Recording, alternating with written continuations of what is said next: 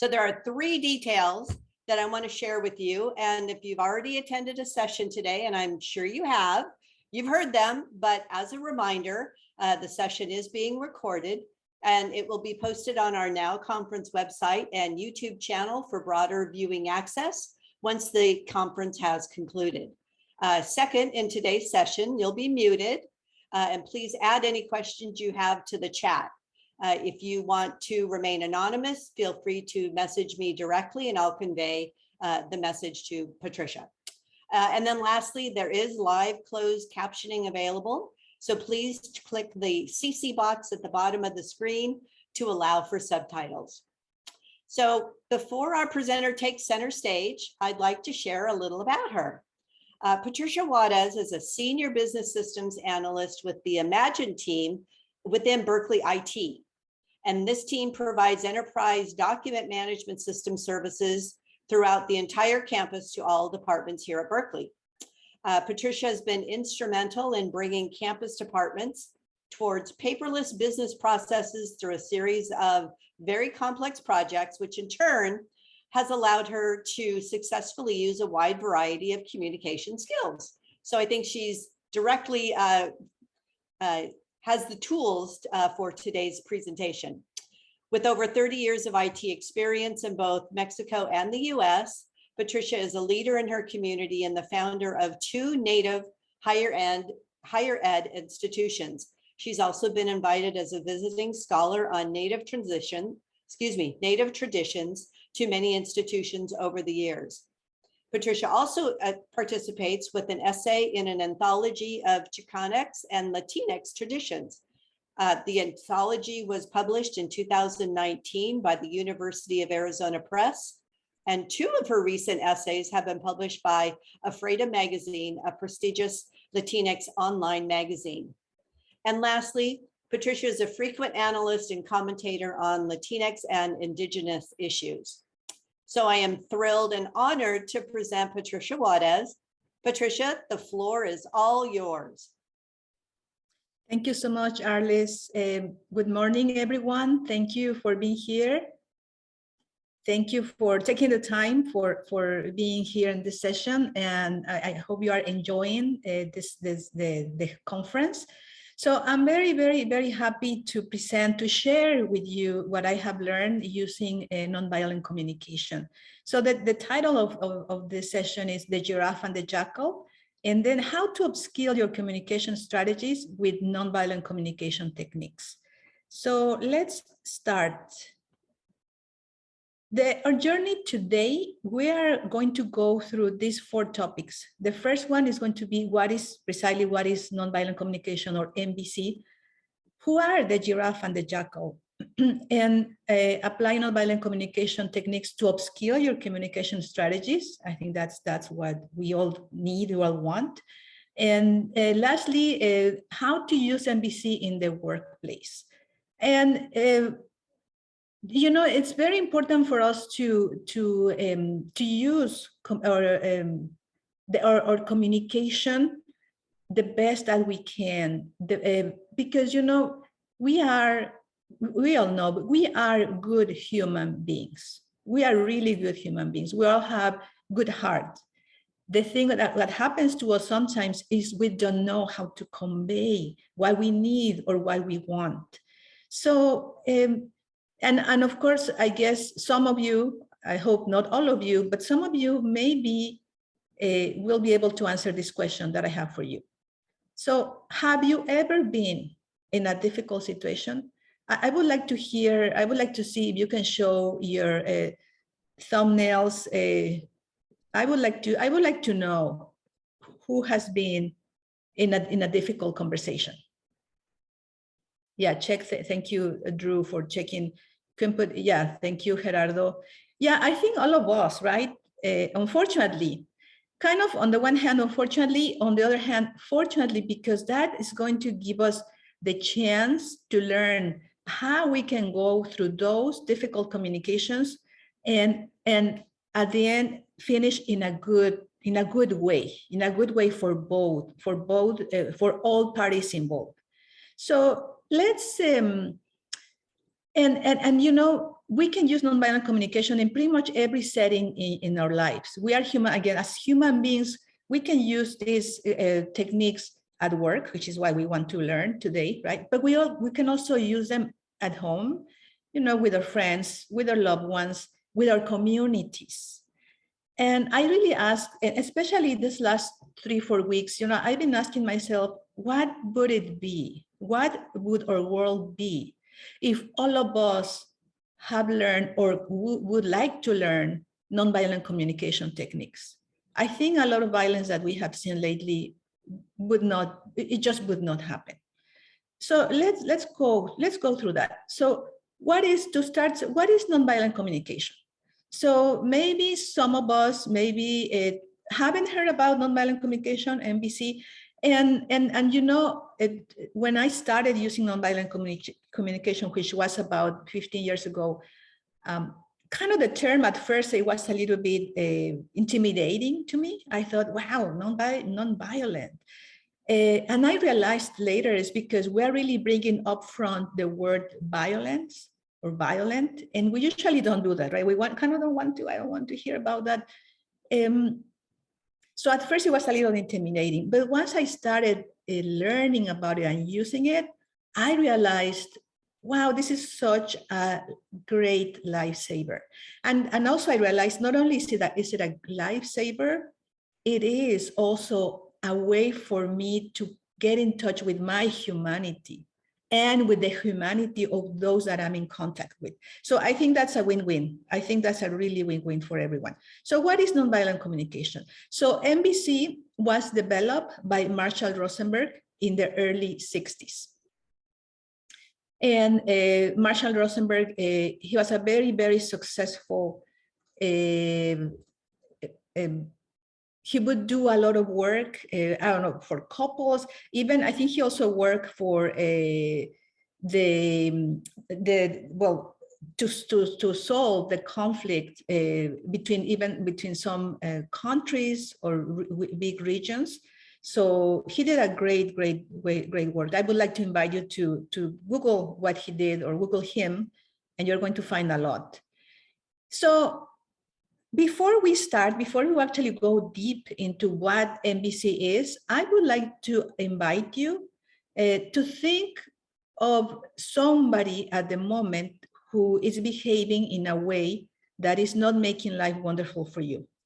And if you feel comfortable, I would like to invite you to put it in the chat and try not to add the name of the department if you will be referring about somebody in your unit. So do not add something that we cannot use to identify, but write in the chat something that the person does that you do not like. And as Arlis says, thank you, Arlis, you can write directly to her. You can also write directly to me, but you can put an example again from your home, from your team, from your community. I don't know, one example that I've heard kind of common, it's you know, my teenage son doesn't want to brush his teeth right before going to bed, right? So that's one. Another one that I could think of is, or well, that has happened, is my husband keeps on leaving the wet towel after taking a shower. He keeps on leaving it on the bed, right? And so that's a behavior, and I don't like it, you know. So please put it in the chat, and I'm just going to. Lots of feedback, Patricia. Thank you so much. Thank you for sharing. That this is going to help us. It's going to help all of us understand and go through this process. So because we're learning together. So thank you so much for sharing. We're going to review your comments in one of the next slides. So for now, let's continue. So thank you for sharing. If you want to keep on sharing, please do. So now let's go a little deeper onto NVC. So NVC, or nonviolent communication, is a way of speaking that facilitates the flow of communication needed to exchange information and resolve differences peacefully. And I highlighted, or I put the word peacefully in bold, because sometimes also when we're starting to learn nonviolent communication, then we think, okay, so I'm not going to say anything bad. I'm not going to say anything, or not bad. I'm not going to say anything strong, or I'm not going to say anything that might make the other person get angry at me. And no, that's not the case.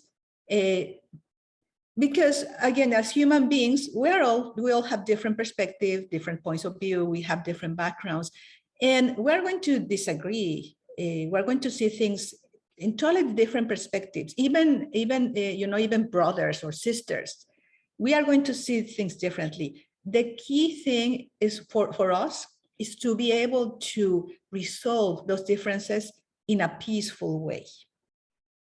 And I hope none of you has had this, but some of us that are in a relationship with our significant others, sometimes we have had conflicts with them, right? But we love them, so we want this communication to resolve in a peaceful way, but sometimes we don't know how to do. So NVC helps us on that. NVC also helps us to identify the shared values and needs between us. And it encourages us to use language that increases goodwill and avoids languages that contribute to resentment or lower self-esteem. So, and I also put in bold our shared values and needs, because as human beings, even if we have different perspectives, even if we have different opinions, but we all should have a set of common values. For instance, I think all of us want to feel loved, right? By our communities, by our significant other, by our children. We all have a need for trust. We all have a need for empathy or sympathy when we need it. So we all have the same values, unless there's somebody here, and I so far I haven't heard, but unless any of our colleagues, I don't know, comes from another planet, maybe somebody from another planet is going to have totally different values. But we human beings, we earthlings, we have the same values. So the NVC allows us to identify those shared values, and then we connect through those values. NVC also is when we can express that which is alive in us in a non-judgmental, non-blaming way, we have a much greater chance of inspiring an empathic connection with others. Because as humans, again, as I mentioned earlier, we all share these same qualities. So for instance, we need trust. We have a need for trust. We have a need for safety, right? And again, thinking about what has been happening in the last weeks, we all need safety, right? I cannot even imagine those relatives that are going through those difficult, terrible process. But even us, those of us that were geographically far from those situations, our sense of safety is like shattered, right? Like what's going to happen to me? Those of us that have children, you know, when we send them to school, or those of us that have relatives that teach in schools. So all of us, so we need safety, we need appreciation, we need caring, we need freedom. Again, and all those needs are common to all of us. Again, maybe somebody from another planet might have different values or needs, but we have the same, we share the same. And I put a non-judgmental and non-blaming way in bold, because usually when we are the way that we have habituated to talk, especially and especially in the type of world that we live, and we see it. I think we can see it very like a perfect example of speaking in judgmental and blaming way in one of our leaders, you know, 45. I don't know if you remember him, but 45. He speaks perfect that language of judgmental and blaming way, always blaming others, always being judgmental. So that's exactly what we don't do with nonviolent communication. So NVC is based on two principles. So now we know more or less what is nonviolent communication. Yeah, a way for us to communicate in non-judgmental ways, and that allows us to have a peaceful resolution to our differences. But then this nonviolent communication is based on two principles, and these are very important. So the first one is that we nurture our true nature. So we acknowledge that domination thinking and violence have been trained and habituated into us, and that this is not in our true nature. Actually, and I'm going to give you a secret that not a lot of us don't know, but a secret is that the way we speak, the way that we currently speak, that is not our natural language. Our natural language is the language of the heart. And I would like to invite you, if you have babies, or if you know any babies, even toddlers, they speak from the heart. They are non-judgmental. I think there's a lot of documentaries, in which you see babies from different ethnicities and they hug each other and they kiss each other. That's who we truly are. We are that. We are them. But again, this society, we have been habituated to speak in a different way, to speak in a, no, it's you do this, you did this to me. So again, what we're going to do now is let's try to relearn our natural language. And again, and let's acknowledge that our true nature is not violent. Our true nature is a loving nature.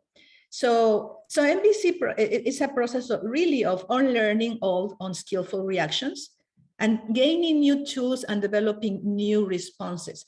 And I don't know if it might sound a little weird now that I'm sharing this that comes from the heart, but I can tell you that this is highly effective in the workplace. I'm a living testament of that. I've been using nonviolent communication for years now, and it's really been a lifesaver for me. So then the principle number 2 is that no one makes you feel. This one is, if you hadn't heard this is completely revolutionary, or the way I saw it for me. Of course, before I started using nonviolent communication, I thought, well, if somebody tells me something bad, of course that person is making me feel angry, or is making me feel bad, right? Like in my case, I'm native, I'm immigrant to this country. So when people from this country would tell me, go back to your country, of course I would get angry, and I would thought, hey, that person is making me feel bad, that person is making me feel horrible. Well, when I started learning nonviolent communication, I realized, oh, that's not how it is, because we are responsible for our own reactions to any given situation.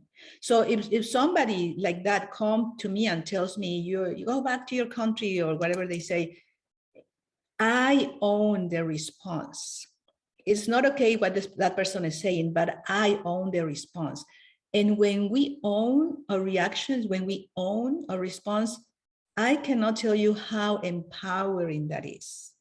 So imagine, and just very quickly, imagine that you are in a situation at work, and somebody at a higher level that you comes and tells you something like, you didn't finish this project on time, how come? That person might be right, might not be right, but let's think about your response. You own how you're going to react. And that's completely empowering.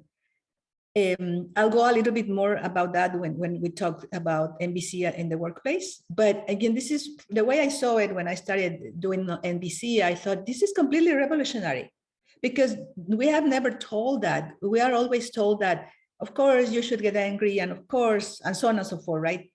But let's start changing. Let's start seeing it from different narrative. Again, when we own it, when we make ourselves responsible, when we take our own responsibility, that is a huge change, and it's healing.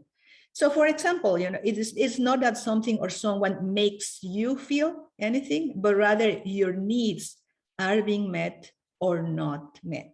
So in the case of this person that came and told me, speak English or go back to your country, whatever this person told me. You know, and at that time when I heard that, I was already using nonviolent communication, so I did not react like that. And actually, I told him something different, and he was completely shocked, because of course he wanted me to get angry, and I didn't say that. I heard what he was saying, and then I told him, you know, but I just said, you know, blessings to you, brother.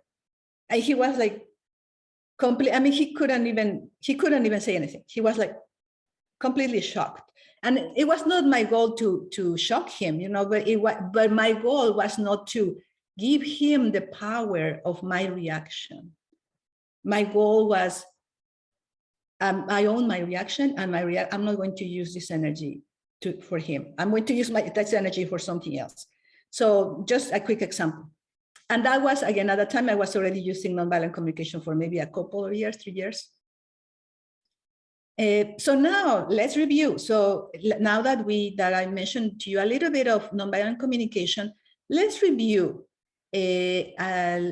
what you wrote in exercise number 1, which is think of somebody at the moment who is behaving in a way that is not making life wonderful for you. So I'm going to quickly review the chat, and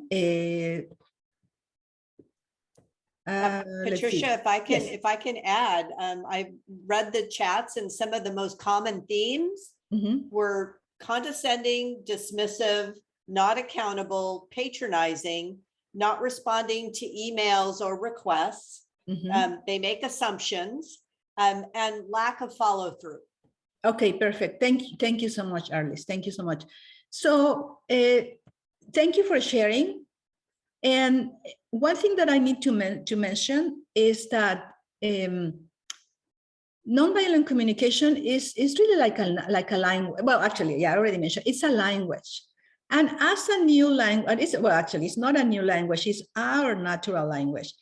It also has a series of the syntaxes, you know, like in English or in Spanish or in other languages, we have the noun, we have the verb, and we have the other part, which I'm blanking on the name of that part. But similar in nonviolent communication, we also have a set of verbs that we use. And there are some verbs that we do not use because they reflect a diagnosis. So for instance, Arlis, I think you mentioned some patronizing, I think you mentioned. Okay, patronizing. Patronizing is a verb, or is a word that is reflecting a diagnosis of what the other person is doing to, or what I think the other person is doing to me. And I'm not talking right now whether this person, when he told me, go back to Mexico or speak English or whatever. And by the way, I was talking on the phone with my mom, and my mom, well, she's in Mexico, so I was speaking Spanish. But instead of using those verbs, we use it in a different way.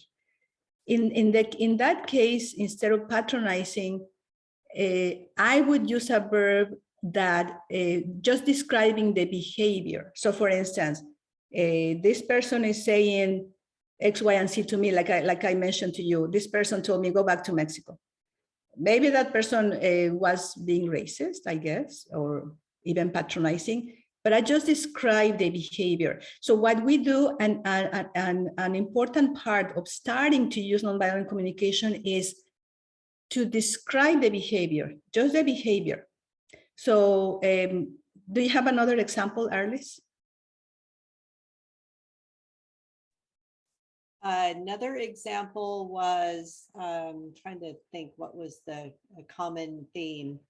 Passive, I think passive aggressive. Yeah, passive aggressive, okay, listens and then disregards everything you say. Thank you. Okay, so passive aggressive, that's another diagnosis. So I'm diagnosing that what this person is doing to me is being passive aggressive. And maybe that's true, and I don't doubt that is true. However, for us to start learning nonviolent communication, again, we need to describe the behavior. So for instance, what is passive aggressive? I say good morning, and this person doesn't reply my good morning, right?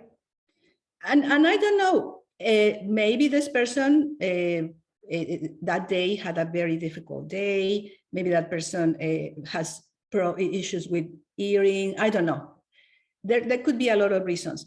But what we're trying to do, again, describe the behavior first. That's what we're trying to do. Again, when we are learning this, we are relearning this language, is we describe the behavior. And actually, if you pay attention to babies, they don't say, I think this other baby is passive aggressive with me. They will say, this baby is beating me or something, or it got my bottle of milk, or right. That's how babies would describe it. So we're going to go more through this, and I'm going to give you resources at the end as to what are the verbs and what are the needs that we can use, and the phrases that we can, well, the needs and feelings that we can use. So thank you so much. So now, but the giraffe and the jackal, who are they? Right, because this is the name of the presentation. So who are these characters? Why are we talking about the giraffe and the jackal? And the giraffe and the jackal, obviously here look very cute. They were, those are characters that were chosen by Marshall Rosenberg to present for us to be able to see clearly how we human beings react, how we interact with each other. These are two, or interact with each other. These are two opposing characters. And the giraffe uses, well, it's respectful, is attentive, it's empathic, is honest, listens with the heart. Now, if you, well, the giraffe is the earth-based animal with the largest heart. And you could Google it. Actually, I did Google it. When I was learning, I thought, okay, is that true? Because I think the whale might have a bigger heart, right? And it's true, but remember that I said the earth-based animal. The giraffe has a huge heart. I don't remember exactly how big, but it's big. So we want to be like the giraffe. We want to wear giraffe ears. So whereas the jackal, it's a character that blames, that criticizes, that judges, and is very demanding. Now, the good news that I have for you is that while all of us have been trained to use jackal language, all of us, I think, except toddlers maybe, but all of us, I think, regardless of where we come from, and maybe I would say some native tribes, not because I'm native, but I think a lot of native nations, they don't use jackal language, but we have to use jackal language if we want to thrive in the Western civilization. But so all of us have been trained to use jackal language. You know, I think we see it also with our students, you know, when they are even encouraged to challenge their professors, like no, you now tell me what. So that is very jackal. That is really, and that is how we and that's how we have been trained to. And if we see our culture, you know, the CEOs, like I don't know, this guy, Tesla guy, I don't know his name, and all these CEOs, I think that they use just pure jackal language. That's what they use. So because yeah, blaming, criticizing, judging, demanding, and so on. So let's talk a little bit more about the jackal language that we all use. Sometimes, well, not sometimes, moralistic judgment, and can only see enemies in every human being. That's another point. You know, it's sad. It's sad that, well, you know, Patricia, I guess she's, you know, I don't like her because, or this person that told me, don't speak Spanish, go back to your country. Moralistic judgment, like you should not be doing that, this is not okay. But who's to say that I cannot speak that language, right? And can only see enemies in every human being. So this person, instead of seeing a potential friend or community member, he just saw somebody that is invading, or I don't know what he saw, but he saw an enemy. So that's what we do. That's what we see when we use jackal language. And we think in terms of opposites. So for instance, right, wrong, normal, abnormal, appropriate, inappropriate. And we see these, we just need to we don't even need to pay close attention, but just watch a lot of Hollywood movies. And we already know, right? We already know who's a good guy, who's a bad guy, right? That was, we're so trained. And in this talking about movies, I would like to invite you to see different type of cinemas, different type of foreign cinema, because it's not that, like that.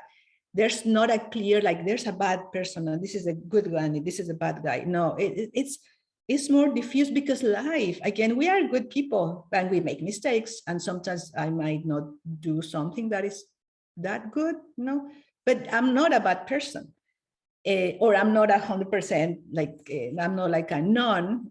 So see, but our culture is like very by just it's reductionist, just these two sides. So, and something that for me was very revolutionary is that when I realized that this type of phrase is very Jackal, it hurts me when you say that. It's a commonly used phrase, and we say it a lot. I've heard it a lot. And why is it Jackal? I wonder if somebody can share or would like to, based on what I have shared with you so far, would anybody like to go and share as to why you think it hurts me when you say that it's a Jackal phrase? Did you want us to come off mute or put it in the chat? Oh, well, Marla, if you want to share, you can unmute yourself. Yeah, I would just say that it really puts the blame on the other person, and you don't take any responsibility. Maybe it was a perception, or you're coming from two different places. Instead of approaching it with curiosity, it's blaming immediately. Exactly. Thank you. Thank you so much, Marla. Thank you. I really appreciate that. Yes. Thank you. Thank you. And it was revolutionary for me, because I was, again, being raised in a lot of in a whole Jackal culture. I really thought, well, of course, if somebody's saying something bad to me, like this person, again, and that happened in Berkeley, you want to know exactly what happened at Oxford Street. Of course, it hurts me when you say that, when anybody tells me stuff like that, it hurts me. So how come this is Jackal?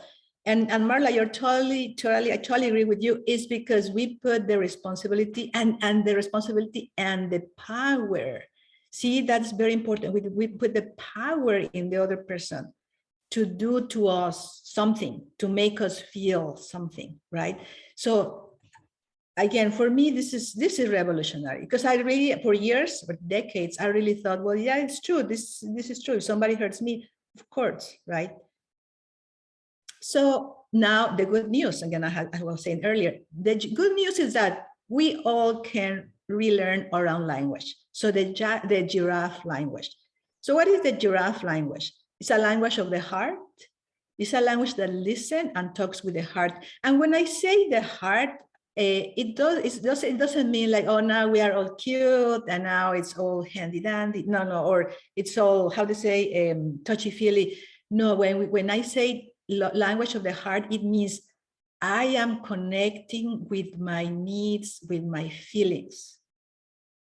And my needs and my feelings might be at the moment that I'm scared, And I can share with you, 5 minutes before starting the session, I was very nervous. I was scared, like, I can share that with you because I'm connecting with my heart instead of saying, no, I'm ready and I can do everything. Well, I'm a human being, I'm scared. Always sharing with everyone, or sharing with you all.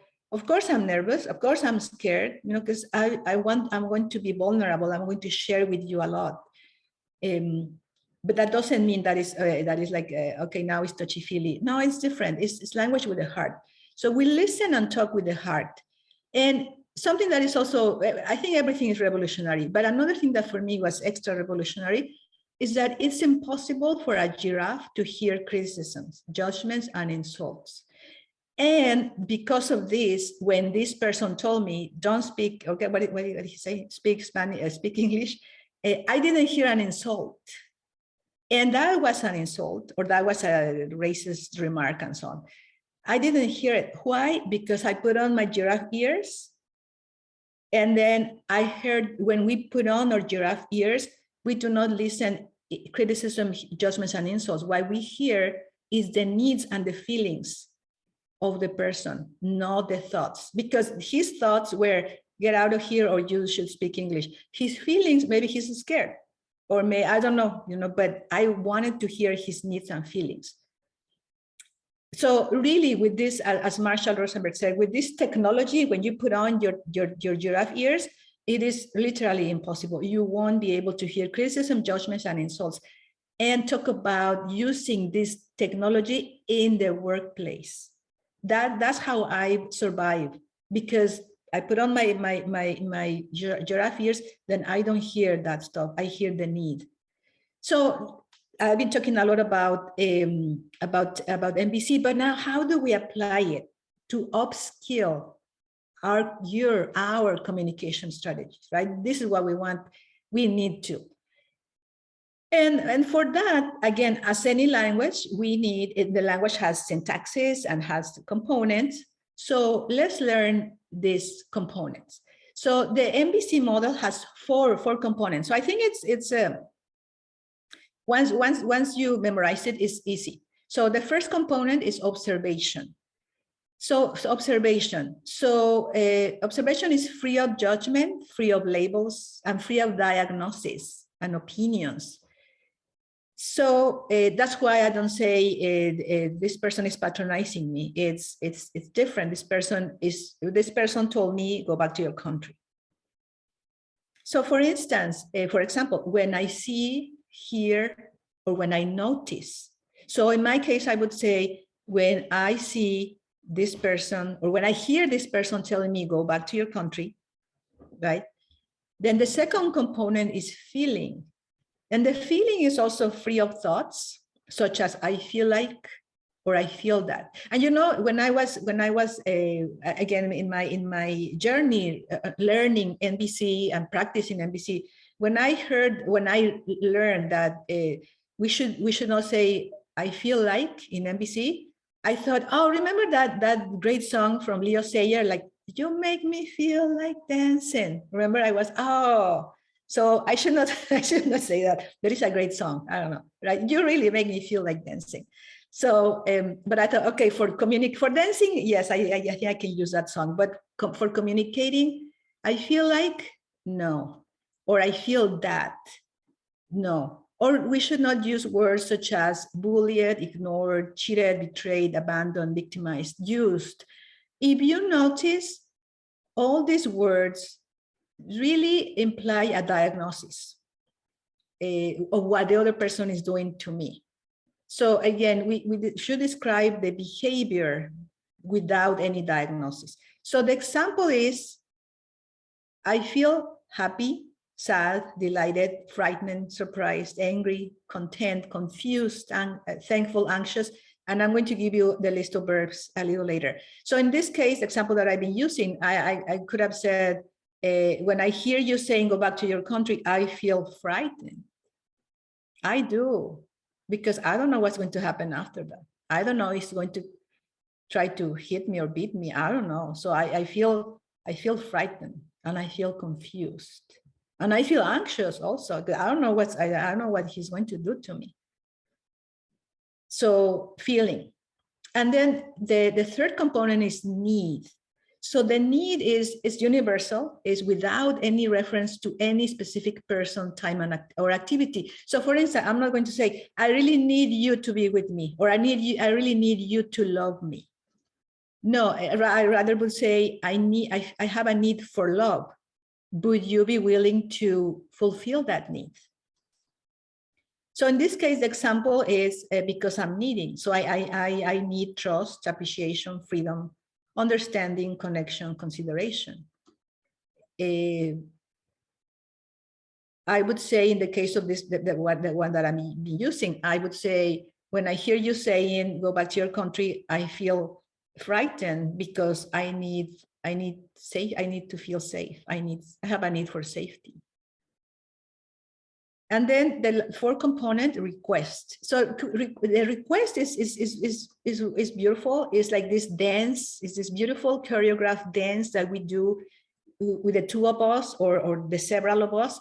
Is the ebb and flow of giving and receiving. Is back and forth that provides the opportunity for everyone needs to be met. So yeah, again, we're having, the way I see it is we're having this beautiful dance together. Maybe at the beginning, I need to feel your rhythm, and you need to feel my rhythm. And then maybe we're going to be having a really great time doing this dance together. So, and then how would it be? For example, would you be willing to? And then we make a clear, positive, present, detailed, active request that would enrich life.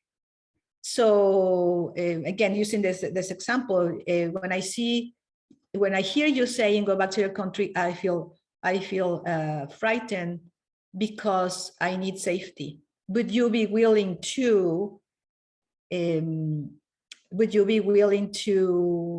engage with me in a conversation?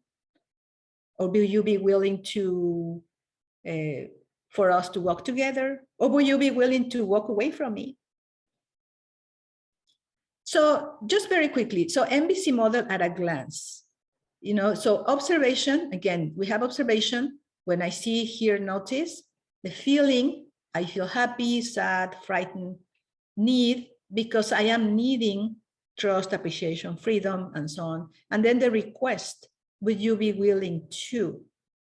So that's the MBC model at a glance, at a quick glance. So the example, I've been using the example, but let's use a different one. And maybe some of us have been through a similar example, right, in our real lives, in our lives.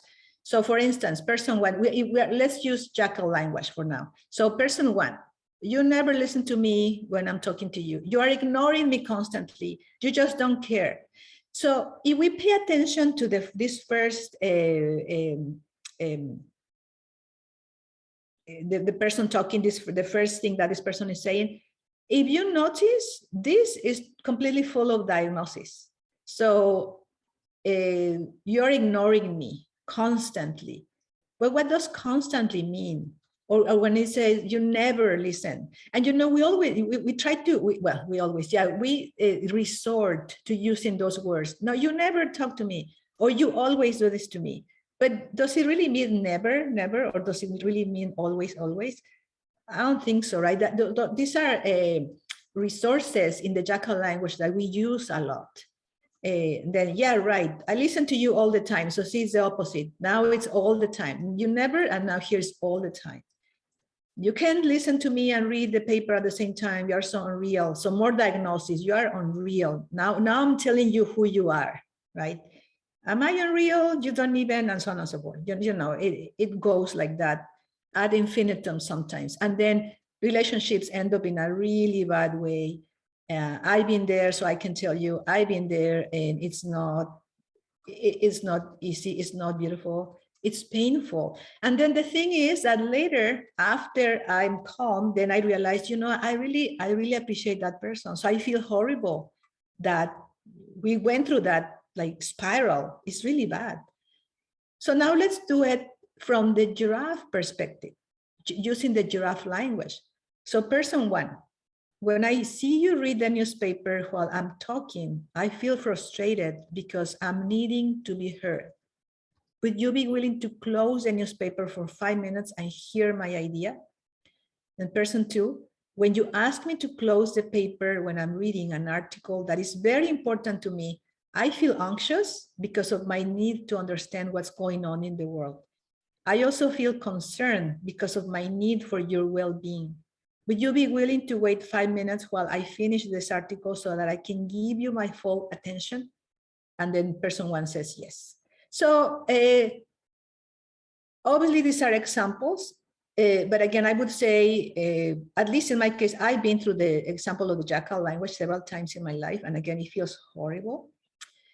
And the good news is that in my case, I've been through the giraffe language also several times, and it feels good. Now, you might think, because, well, you might not think, but I thought, the first time I saw this, I was like, well, you kind of had to put a lot of investment in the giraffe side. See, you have to say more, you have to speak a little bit more. But from even from a business perspective, it's a good investment. So you put this much investment, and then your relationship is going to flow nicely. In the Jackal language, you don't put much investment. It's like rough and violent, but then everything after that is completely, it's just bumpy, and and it could end up in a really bad situation.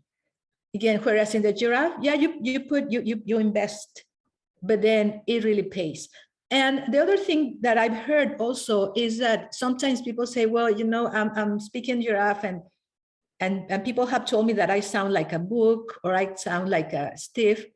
And that always happens when we're learning a new language. You know, when I was learning English, I was saying the pennies on the table. And you'll be like, what are you talking about? Or how do we say yellow window? How do we say ventana, window, puerta, door? So yeah, that sounds totally stiff. But I hope now that I'm talking to you, you feel that my English is not that stiff, right? It's not like bumpy, right? So see, I learned English. We all could learn giraffe language. And again, and that's because giraffe is our language. It's our true language. So if you feel like it's going to be a little, if you feel like it sounds a little bit like stiff, don't worry. With practice, it won't sound stiff. So now let's just very quick note. So if you are the one expressing what is alive in you or the need, then you do the request, like I did in my example. But if you are not the one that expressing your needs, then you can wait for the other person to give you the sign so that you can say, what is it that you need? So now I'm going to ask you, so those of you that wrote, that share in the chat, or even if you didn't share before, but what you put in the chat, for instance, when you say passive aggressive, how would you write your request to the person that is being passive aggressive towards you? How would you say, when I see you not talking to me, or whatever that passive aggressiveness behavior is, I feel anxious, or I feel sad, or I feel X, Y, and Z, because I need trust, for instance. Would you be willing to? So now I'm going to ask you, can you please write, can you try to write it? Let's do it. Let's do it. In my case, again, I would say, and I think I already mentioned to this guy that told me that on Oxford Street, I would say, when I hear you saying, go back to your country, I feel frightened because I am needing safety. Would you be willing to,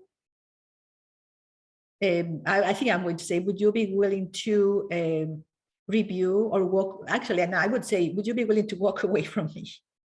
I think I want to say that. So how would you write it? How would you try to write, and I'm checking right now very quickly the chat.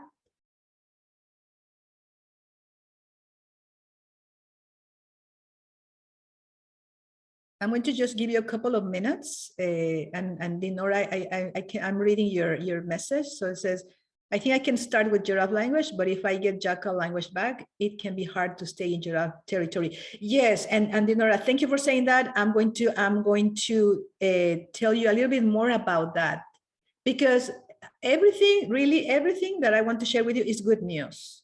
Everything is good news. Even the fact that we are speaking jackal language is good news, because now we know it. Prior to this, we thought that this was the way of speaking, because everybody speaks like that, and that's how it is.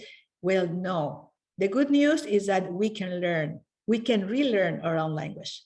So, but anybody brave heart would like to share?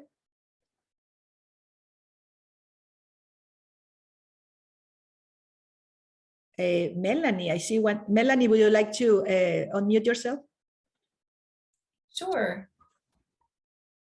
Can you read it, please? Sure. I wrote, I can see that you are very interested and knowledgeable about many things. And I also feel like I have some experience in this area, and I'd like to work together with you on this. Could we do that, please? That sounds great. That sounds great. Yes, yes, thank you. So see, and I don't know, Melanie, have you used nonviolent communications before? Not by this name. So, through college, I worked in retail management, which is all about de-escalating. And, oh, thank you for bringing that to my attention. it doesn't use the you always and never and you're wrong, or that's not my problem, I can't help you with that. It's about problem solving, so it always comes from that perspective. So that was where how I was raised. So this is fairly I mean, I have to sometimes in certain situations I might have to work a little harder at it, but it's fairly intuitive for me now because I have been kind of doing it. So, but to hear you defining it these ways, using like the giraffe thing, which I really, when I was reading the synopsis today, when it talked about it's the animal that has the highest perspective and stands tall and looks at things, I really loved that. So I thought that was a great thing. So thank you for this. Thank you, Melanie. See, and so when you practice, it gets very natural, right? And it gets easier.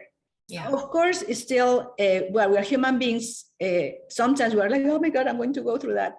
But we'll do it. Now we have been retrained to do it. And Amy, thank you also for sharing. Would you be willing to talk to me directly when I've upset you instead of sending texts and emails? I think that's where a lot of misunderstanding arises. Yes, Amy, thank you. Thank you for sharing. I would add here the observation. So when I see you, or when I see these emails from you, I feel, I don't know, confused, or depending on your feeling, right? Because I need clarity, maybe. Would you be willing to talk to me directly? Yes, I think that sounds good. Yeah, thank you. Thank you, Amy. It's so good to see you. We were in a session together, right? I feel very uncomfortable with this. I feel like I've been doing it wrong for a long time. So I so appreciate your wisdom, Patricia. Thank you. Well, also good news. Appreciate yourself for who you are. And again, appreciate your heart, appreciate your true giraffe.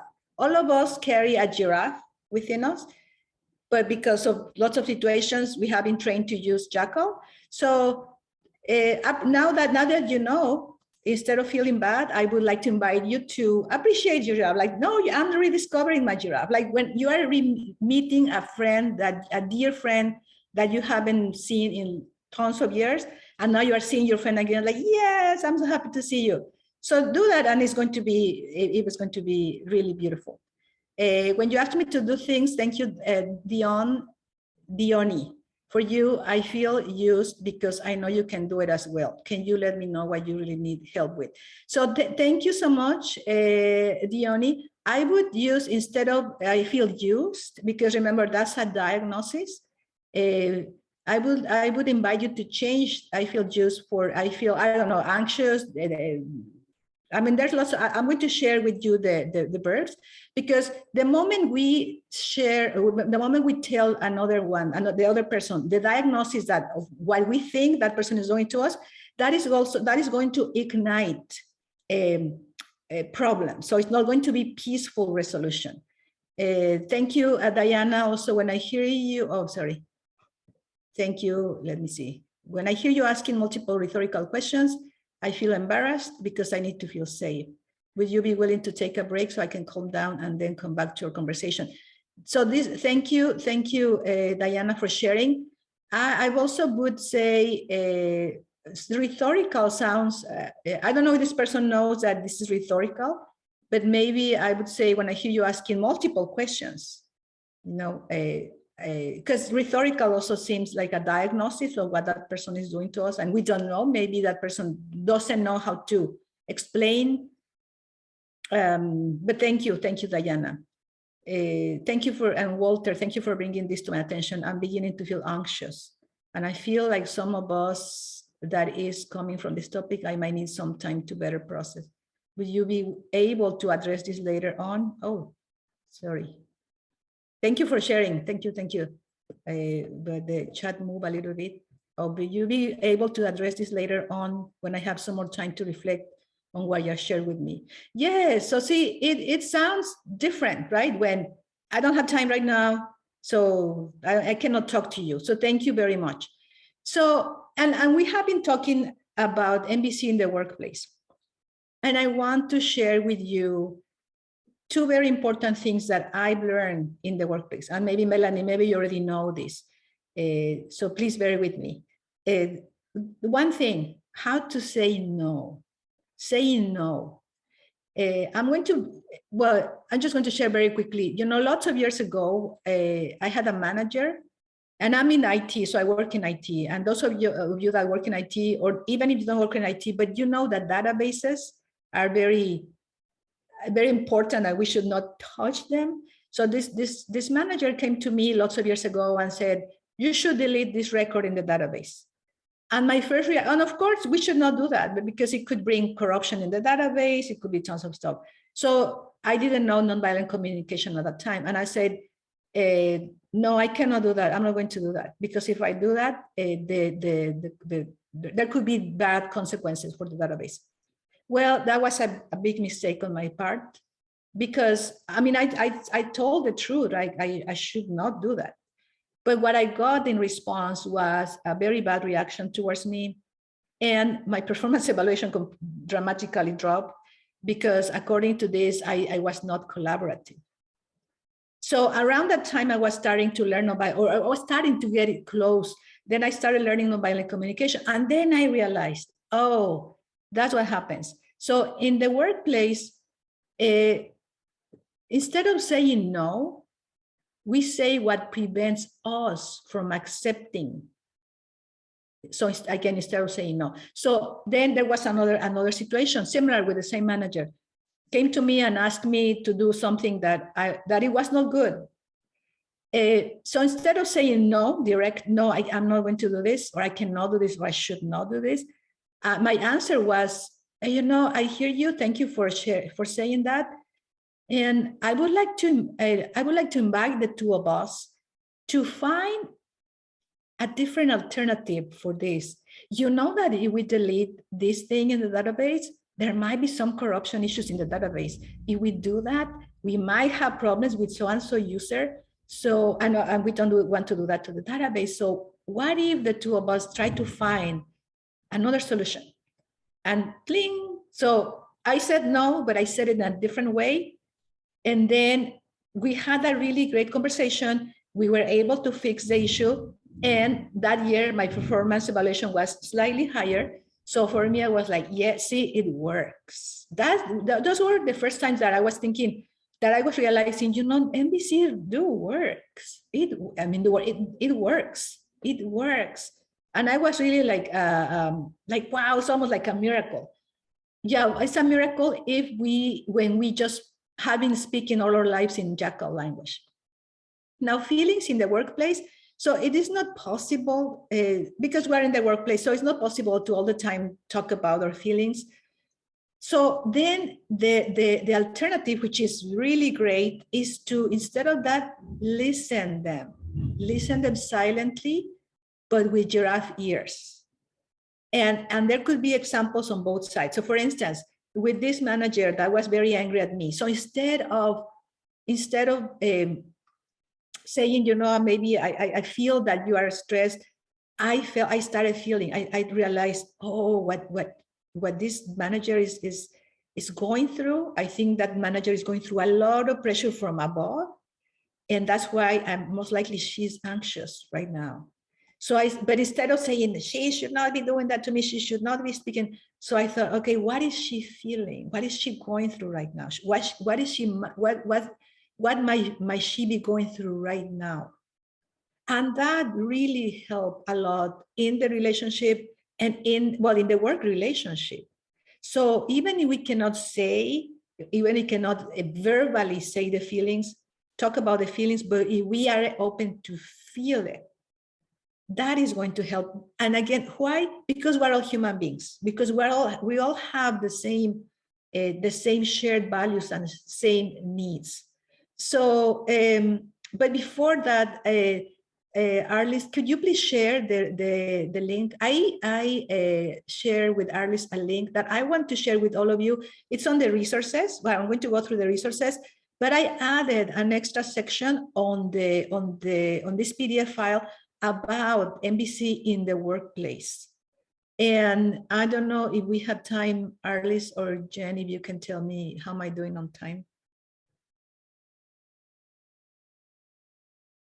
Yeah, we've got about 7-8 minutes. Okay, so if you can go to the chat Okay, thank you so much.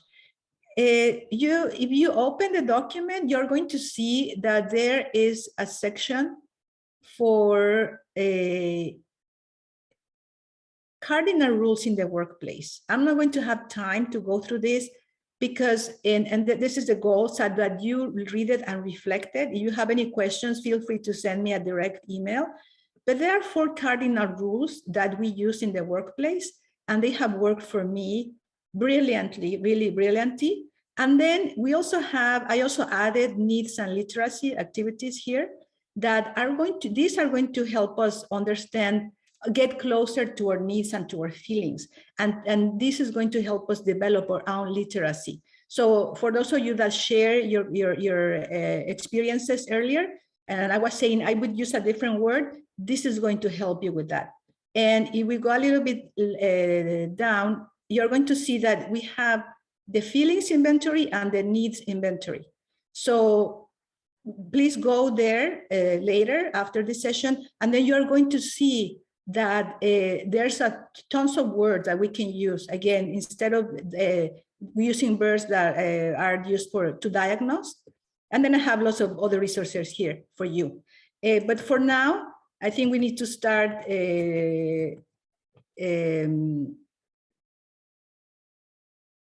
wrapping up. So Patricia, before you do that, I think there may be some individuals who don't have.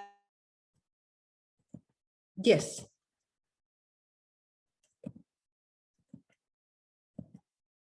Sorry, Arliss, couldn't hear you.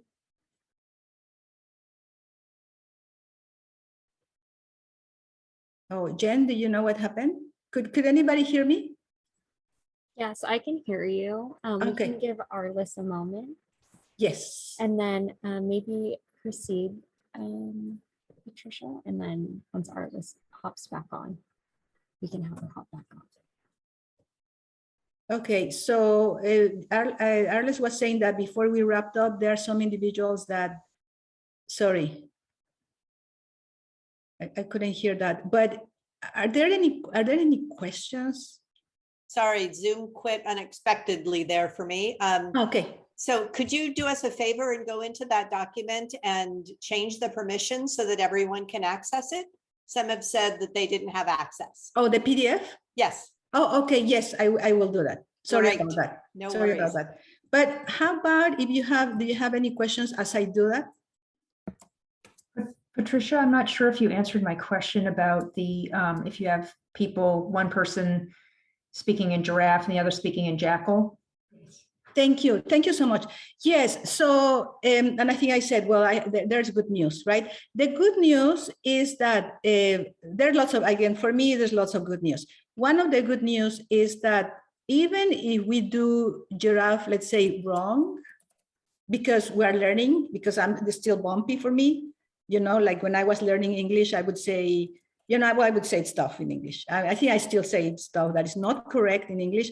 But the good news is that when we use our heart, when we do the language from our heart, it's felt. You know, because for instance, in a lot of cases in English, like in English, I still have problems with adverbs. So I don't know when I should use in or on or at and so on. But if I say it, I think you're going to understand, right? So it's similar in the Giraffe language. Even if I do it wrong, if I do it with a heart, it's going to be felt. And the other person is going to feel, oh, the person that's talking to me, Dinora, really wants to know about my feelings or is connected to my feelings. Okay, then start opening up. Now, that was a little bit the context. Now, I've been in those situations. I started talking Giraffe, then the person is Jackal and continues Jackal and continue. In my experience, in the third time, like they say, third time is the charm. I was in a really bad situation, you know, horrible situation at work also. And then I started using NVC. Then I said, are you afraid? Are you angry because? And the person responded, no, I'm not angry because. But I heard it with my feeling, with my heart. Then I went at it the second time. Then, are you anxious because? And then the person, I'm not anxious because blah, blah, blah, blah. And then I still went for the third time. Okay, I failed it. No, and I thought, okay. Then I reply and I say, are you concerned about how the project is going? And the first thing the person said, I'm not concerned. And I said, you know what? I am concerned about the project. Can we talk about that? And that was the moment when I realized, wow, another moment, for me, I was, wow, it works. Yay. I really wanted kind of to jump up and down. So yeah, so we can do it. If the person doesn't want, because we don't know, right? And 2 hours ago, we didn't know that we can speak a different language. So the person might not know, but as long as you do it with the heart, it's going to work. Now, of course, sometimes a person might need a little bit of time, depending on the situation, right? I mean, if it's a situation that is really, really heavy, that person is going to need a lot of giraffe heart. So I hope I had answered your question, Dinora. Yes, thank you. Thank you so much. Thank you for asking. Other comments or questions? And I hope you go through the resources. I'm sorry I couldn't go take more time, but I could talk for hours with you all. I would love to have exercises with you all. Like learning another language. We need the pennies on the table, door is puerta, and so on and so forth, right? That's how we need. But thank you very much. Thank you very much, Patricia, for your great presentation. It was awesome. So everyone, if you could just remember, we'd love your comments. I think Jen is going to put up a slide that will have the QR code if you want to use your phone to give us your comments. I put the link in chat.